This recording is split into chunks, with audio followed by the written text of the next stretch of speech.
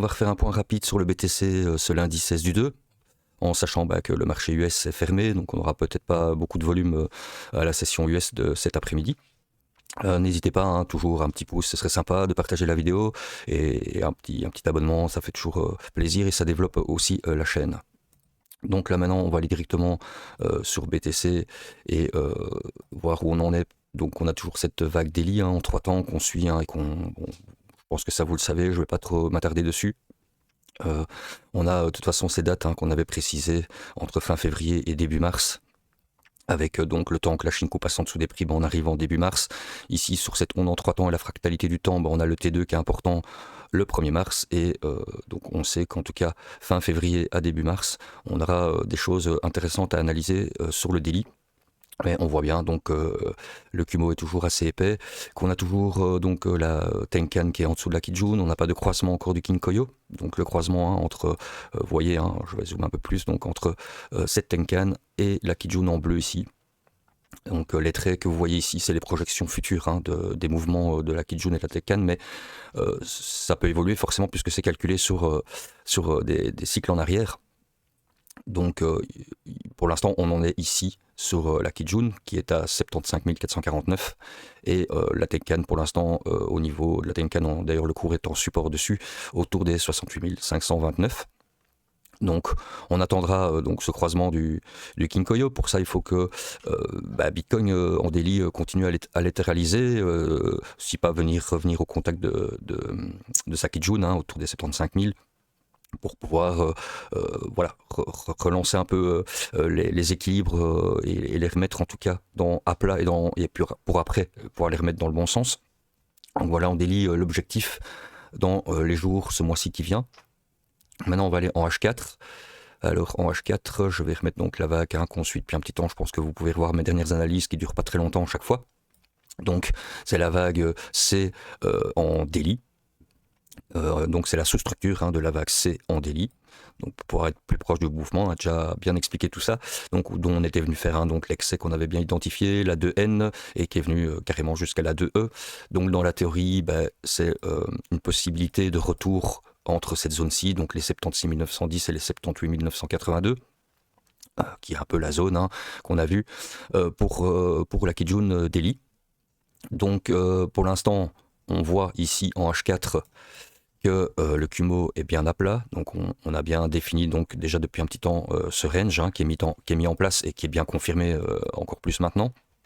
Donc on avait établi ce range au croisement du Kinkoyo que vous avez ici le 7 février, donc on a ce croisement qui est au niveau donc des 68 954, qui est un prix centré, qui est un prix intéressant pour avoir un point de repère au niveau du travail du range par le bas et du travail du range par le haut. Donc je pense que dans les dernières vidéos, j'explique un peu plus en détail comment gérer ce range, et en tout cas comment pouvoir avoir des points de repère dans ce range grâce à Ishimoku. Donc on voit ici que la Shinku, j'avais posté hier sur X, dont vous pouvez toujours aussi vous abonner sur mon compte X où je mets des petites choses supplémentaires.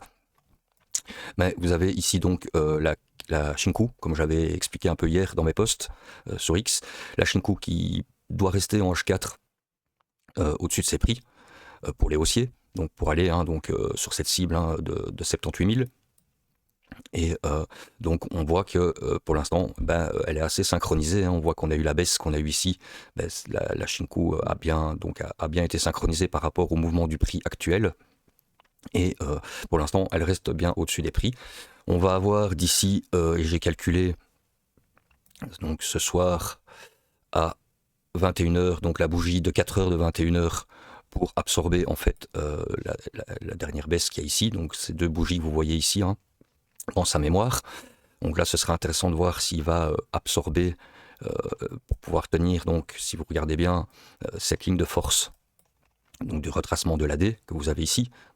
Je vais la matérialiser comme ceci. Donc vous avez cette ligne de force ici qui peut nous conduire donc jusqu'au 28 février. C'est là que ça va être intéressant, parce que le 28 février on sait qu'on est dans ces dates importantes. Donc pour moi ça peut être un élément intéressant si Bitcoin vient donc venir dans cette zone-ci, pour cette date-ci. Là ça va vraiment être intéressant le retour après sur ce prix centré qu'on a vu, donc au croisement ici en H4, donc autour des 68 700 qui est matérialisé vraiment par ce plat maintenant en fin de compte, même si on l'avait bien décelé avant. Et donc pourquoi pas faire un mouvement de continuer donc cette ligne de force D, de pouvoir venir dans la zone la travailler, et le repli, on arriverait alors dans les dates importantes pour analyser le ralentissement de Daily. Et là, ça correspondrait, ça se goupillerait bien pour nos analyses. Donc voilà un petit peu pour l'instant mon idée pour les haussiers. Mais on sait, on a vu par la vague Daily qu'on a encore du temps. Et si je remets la vague Daily sur mon H4, on voit qu'on a, ici, tout ce temps. Donc si je retire ma sous-structure H4, voilà, donc ça c'est la vague zoomée en H4. Donc on a encore ce temps ici pour aller visiter plus bas si le marché le veut. Donc cette latéralisation en tout cas en H4 est très importante pour l'instant à bien analyser.